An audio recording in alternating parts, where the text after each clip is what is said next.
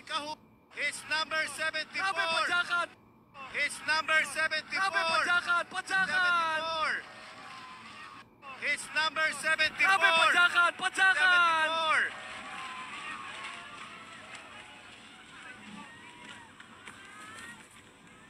74. Ang nakita natin, si Ian Kahukom na naman.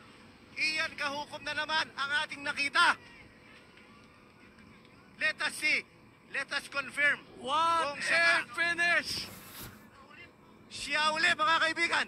Ian Kahukom, napakagaling. Napakagaling ng rider na ito. Magkabuhat kahapon. Ganyan ang Grabe. ginawa niyang estilo. Ibang Grabe. klase. Talagang batch to the finish line. Nandito na ang ating mga siklista sa Mimosa. Kung sa karera ng kabayo ito, coach, from the outside, eto na naman si Ian Kahukom, number 74 ng Victoria Sports Pro Cycling Team. Grabe po mga kaibigan, palakpakan, hiyawan ng mga tao dito.